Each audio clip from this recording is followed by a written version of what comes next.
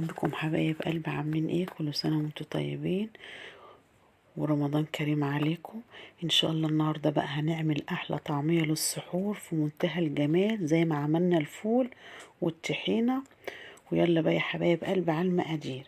بسم الله الرحمن الرحيم، اللهم صل وسلم على سيدنا محمد. انا مستخدمه نص كيلو من الفول المدشوش زي ما انتم شايفين اهوت. نقيته طبعا من اي شوايب فيها واحطه طبعا على الميه. تمام كده انا اخليه يوم بطوله في النقع عشان يسهل عليا الفرم في الكب. بس انا هغسله واشوف الشوائب اللي على الفوق ديت واصفيها واخلي ميته كده رايقه وجميله. تمام كده ورابطه من الكرات بس.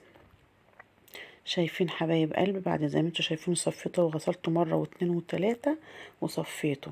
طبعا انا مش محتاجه غير واحد فلفل بس من الاحمر الحامي وخمس فصوص من الثوم ورقتين لورا. تمام كده وادي الكراس زي ما انتوا شايفينه غسلته وصفيته بيتكلم عن نفسه. بسم الله الرحمن الرحيم. انا طبعا شلت القرن الفلفل، شلت البذور اللي فيه. احط طبعا الاول في الكبه مع الكرات وافرمهم فرم تمام قبل ما اضيف عليه الفول مدشوش. تمام اوي كده وهنزل كده فوق تدريجيا حبه بحبه عشان ايه الفول يتطحن معايا كويس. بسم الله لحد ما اخلص الكميه اللي قدامي. تمام او كده انا هعمله على مرحلتين.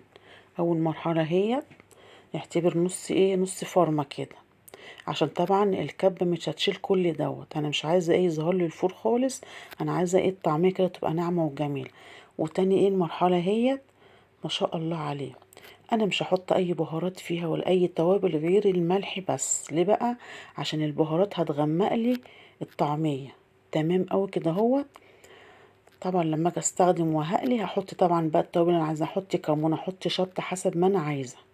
تمام اوي كده اخلص كل الكميه زي ما انتوا شايفين الله عليها وعلى ريحتها ما شاء الله عليها. شوفوا ناعمه ازاي وجميله ولونها تحفه. اللون ده بقى هيحتفظ بيه في الفريزر طول شهر رمضان وبعد رمضان كمان. عشان ولا حاطين بقدونس ولا كزبره عشان كتر الخضره بتغمق الطعميه. مش محتاجه غير ربطه من الكرات بس. وطبعا ورقتين الرول دول هيديله ريحه وبص يخليك الطعميه في حته تانية خالص في طعمها.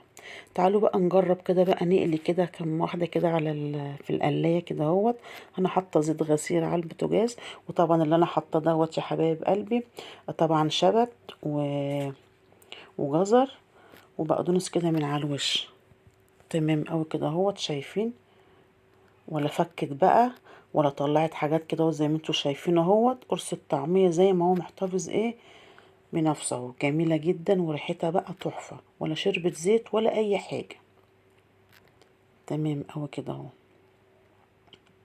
طبعا بقيت بقى العجينه الطعميه احنا هنكيسها بقى ونحطها في الفريزر طبعا مع الفول اللي احنا عملناه وطبعا الطحينه الجميله. سهلنا معاكم على كل حاجه كده ويجعل يا رب رمضان سعيد عليكم وكريم عليكم يا رب. شايفين جميله ازاي؟ الله عليها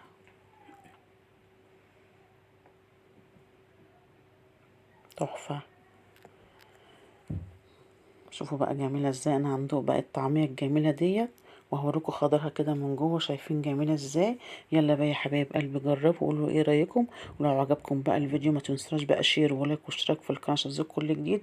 واشوفكم ان شاء الله على خير الفيديو الجاي. والسلام عليكم ورحمه الله.